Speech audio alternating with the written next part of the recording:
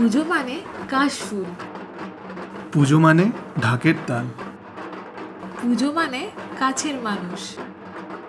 পুজো মানে কলকাতা।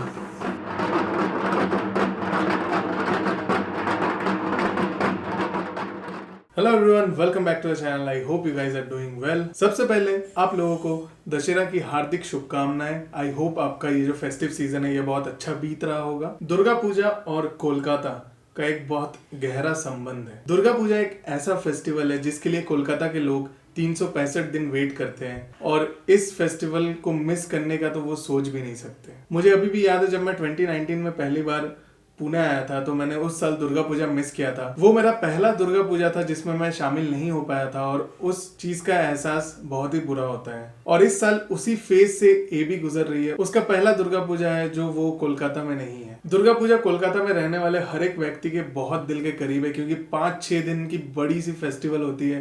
हर दिन नए नए चीजें करने को सोचते हैं हम लोग और बहुत सारी प्लानिंग चलती है इसके पीछे।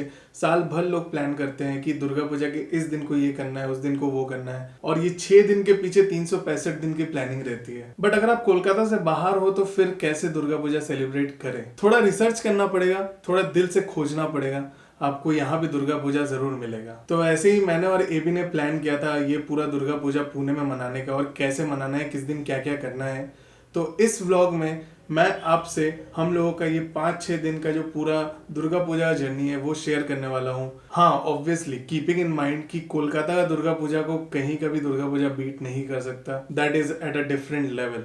तो पुणे में दुर्गा पूजा सेलिब्रेट करने का सबसे बड़ा चैलेंज ये था कि हमें पता होना तो चाहिए कि कहाँ पे दुर्गा पूजा हो रहा है। पुणे कितना बड़ा शहर है।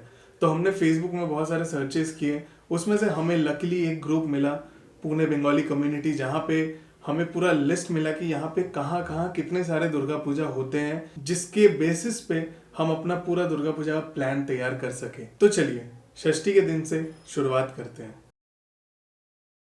तो मैं रहता हूँ वडगांव शेरी में। यहाँ से सबसे करीब है खरारी, विमान नगर, हडपसर। तो यहाँ पे जितना सारा पूजा है वो सबसे पहला हमारा टारगेट था कि हमें ये सारे कवर करने हैं। तो षष्ठी के दिन हम गए खरारी में रेडिसन ब्लू के ठीक पीछे एक बहुत बड़ा दुर्गा पूजा होता है और हमारा किस्मत इतना अच्छा था कि हम जैसे वहाँ पहुंचे तभी पूजा का इनॉग्रेशन हो रहा था और वो हमने विटनेस किया।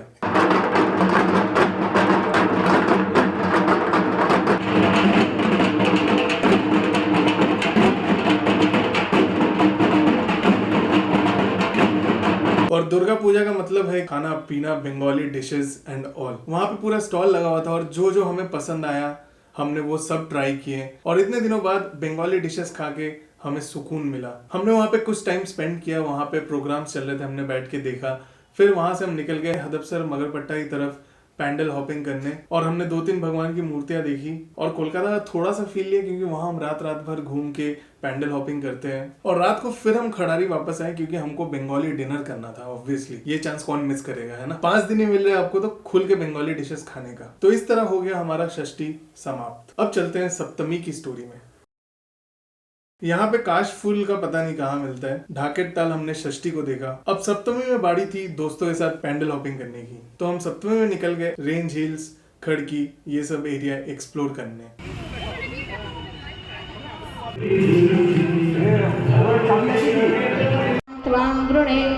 आदित्यवर्णे तपसोऽधिजातो वनस्पतिस्तव वृक्षोऽथ बिल्वः। और फिर हम गए खड़की कालीबाड़ी। बहुत ही पुराना पूजा स्थल है। आई गेस पुणे का सबसे पुराना दुर्गा पूजा वहीं से स्टार्ट हुआ था। I am not sure about that. अगर आपको पता है तो कमेंट सेक्शन में बताइए। वहां पे जाके ऐसा लगा कि यार ये पुणे है या कोलकाता है, हम कंफ्यूज हो गए थे।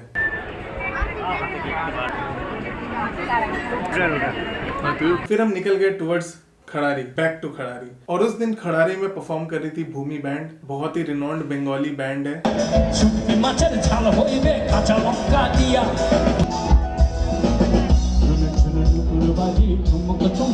And that was the end of Saptami. Now coming to अष्टमी। और अष्टमी के दिन हमारे कोलकाता में पुष्पांजलि दिया जाता है दुर्गा माता को। तो मैंने एबी को पिक किया, एबी ने पुष्पांजलि दी।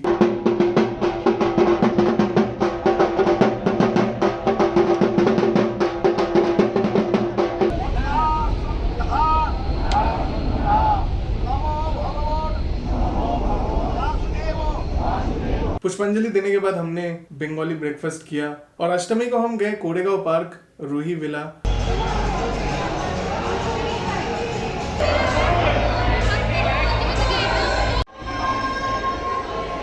वहाँ पे प्रताप कैटरर्स आया हुआ था जो कि बहुत फेमस है बंगाली डिशेस के लिए मुंबई एंड पुणे में। तो हमने उनके फूड को टेस्ट किया and I tell you it was fabulous. और ऑलमोस्ट हम हर दिन खड़ारी वाले पूजा में जरूर गए हैं क्योंकि वहाँ कुछ ना कुछ होने वाला था और मेरे और ये भी दोनों के घर से वो बहुत ज्यादा सामने है। और अष्टमी को विनोद राठौर जी आए हुए थे जिनका फंक्शन चल रहा था।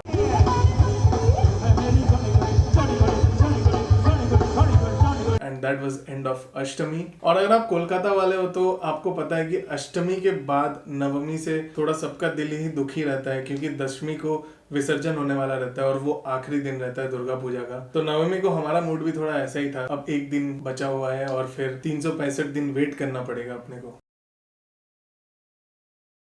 नवमी को ज्यादा कुछ प्लान बना नहीं पाए सुबह के वक्त में क्योंकि हम दोनों का ऑफिस था। बट ऑफिस खत्म करने के बाद हम लोग खड़ारी गए, जोजो का फंक्शन देखा हमने।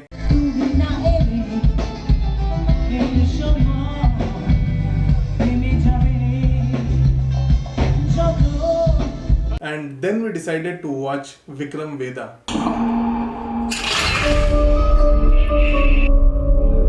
The movie is amazing. The storyline is very very good. Trailer देख के उतना कुछ खास मुझे इंटरेस्ट नहीं हुआ था बट एवी ने बोला कि ये मूवी देखनी है, चलते हैं, तो जाना पड़ा।